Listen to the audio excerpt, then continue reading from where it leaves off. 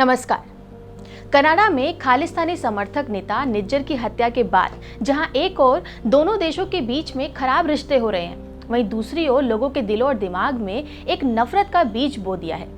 और वो नफरत किसी और के लिए नहीं, बल्कि अपने ही देश के उन नागरिकों के लिए है जो देश से बाहर रहते हैं, यानी भारतीय प्रवासी।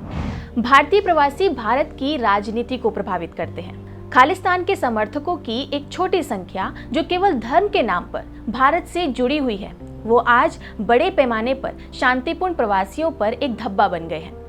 देश को विभाजित करने, हिंसा भड़काने के लिए पाकिस्तान के साथ हाथ मिलाने, भारतीय मूल के हिंदुओं को प्रतिशोध के रूप में निशाना बनाने की उनकी मांगों ने सभी भारतीय प्रवासियों की छवि को खराब कर दिया है। पर ऐसा नहीं है। हम कुछ लोगों के गलत होने पर पूरी मानव जाति को खराब नहीं बोल सकते। आपको बता दें कि भारतीय प्रवासी दुनिया में सबसे ज्यादा है। जहां एक तरफ भारत अपने नागरिकों को पश्चिमी देशों में जाकर आसानी से एकजुट होने और आगे होने का मौका देता है, वहीं दूसरी तरफ बदले में हमारे भारतीय प्रवासी भारत को पश्चिम से जोड़ते हैं। विदेश मंत्रालय के अनुसार 30 मिलियन से भी ज्यादा भारतीय नागरिक 205 देशों में फैले हुए हैं। सालाना 80 बिलियन अमेरिकी डॉलर देश में भेजते हैं, जो कि सबसे अधिक है। इसलिए जब भी पीएम विदेश की यात्रा पर जाते हैं तो प्रवासी भारतीयों को संबोधित जरूर करते हैं। ये कहना गलत नहीं होगा कि भारतीयों ने अपनी कड़ी मेहनत और ईमानदारी से पूरे विश्व में अपनी पहचान बनाई है। एक मीडिया रिपोर्ट के अनुसार अमेरिका में भारतीय प्रवासियों की एवरेज एनुअल इनकम $1,50,000 है।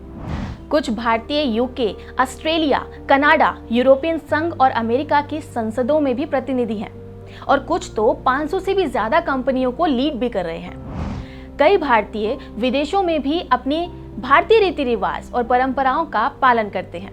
विदेशों में भारतीय शादियों को देखना भी अब बहुत ही आम हो गया है।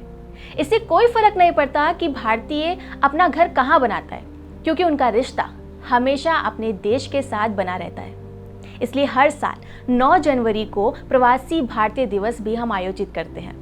इन प्रवासी भारतीयों ने समय समय पर भारत सरकार के फैसलों के पक्ष या विपक्ष में अपनी आवाज उठाई है, या इसमें चाहे अनुच्छेद 370 को निरस्त करना हो, किसानों का बिल माफ करना हो या नागरिक संशोधन अधिनियम हो।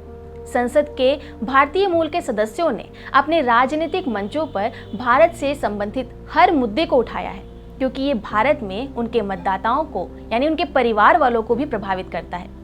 बस इतनी सी बात समझने की है कि राजनीतिक स्तर पर आने वाली चुनौतियों को अलग तरह से सुधारा जा सकता है, पर कुछ लोगों द्वारा छवि खराब करने पर सभी को दोष देना या गलत समझना सही नहीं है।